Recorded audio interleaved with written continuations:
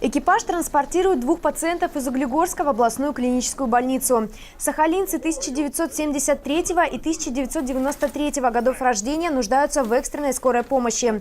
Во время полета пассажиров будут сопровождать врачи-реаниматологи. На борту вертолета находится медицинский модуль, который позволяет транспортировать пострадавших. В этот модуль входят два аппарата искусственной вентиляции легких, аппаратура для мониторинга, шприц, дозаторы, комплекс шин и другое оборудование.